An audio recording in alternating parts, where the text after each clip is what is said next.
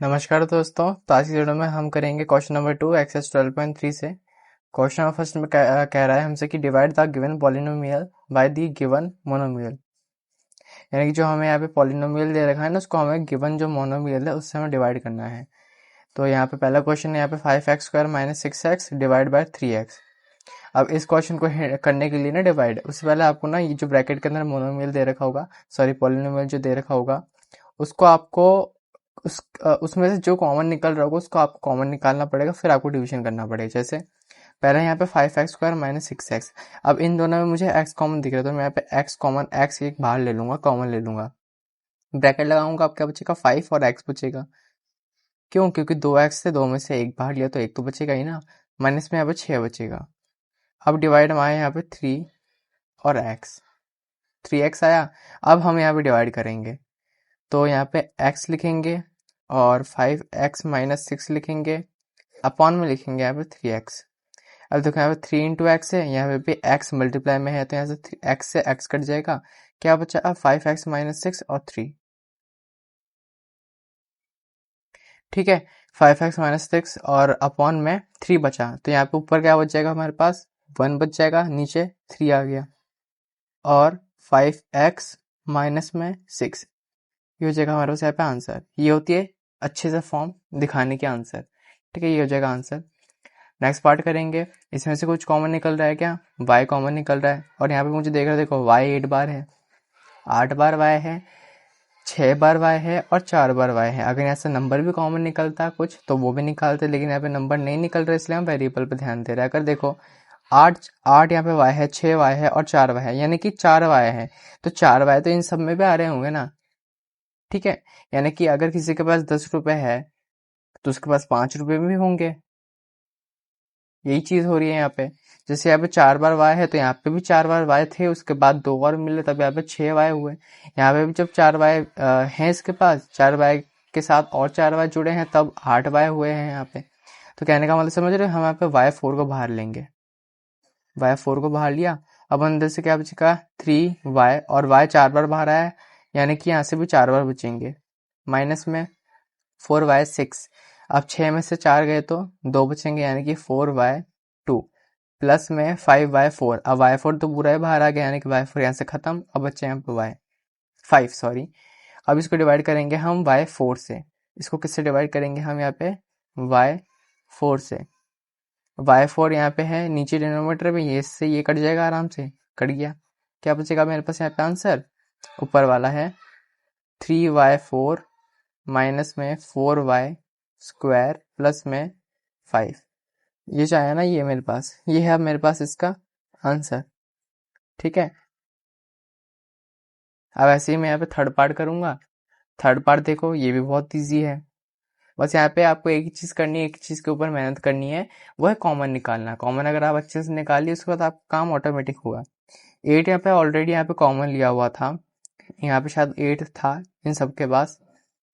तो अब मुझे देखना है कि वेरिएबल से क्या बाहर आ सकता है, वेरिएबल से और क्या क्या कॉमन आ सकता है। देखो 8 तो रहेगा ही रहेगा, और देखो अगर x यहाँ पे 3 बार है, y यहाँ पे 2 बार है, z यहाँ पे 2 बार है।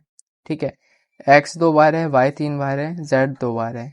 x 2 बार है, y 2 बार है, z 3 बार है। यानी कि अगर मैं फोकस करूँ यहाँ पे x पे, y पे और z पे, तो x मुझे सबसे छोटे किसके पास है? x 3 बार यहाँ पे, 2 बार यहाँ पे, 2 बार, यानी कि x यहाँ पे 2 बार है।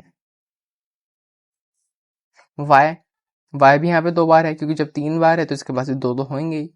y भी यहाँ पे इसके पास 2 बार है। z भी यहाँ पे ऐसे ही 2 बार है, क्योंकि z 2 बार, फिर यहाँ पे z 2 बार, यहाँ पे z 3 बार, 3 बार है तो यहाँ पे 2 बार भी होंगे। तो अब मुझे यहाँ पे क्या कॉमन निकलना है? देखो x² कॉमन निकालूंगा, y² कॉमन निकालूंगा और z² कॉमन निकालूंगा। अंदर क्या बचेगा?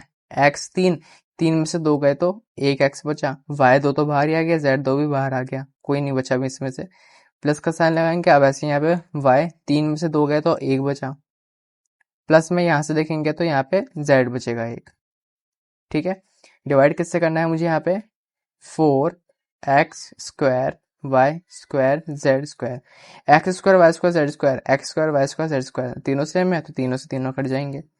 कट गए, 4 भी 8 से कट हो रहा है, यानी कि 4 1 4, 4 2 8।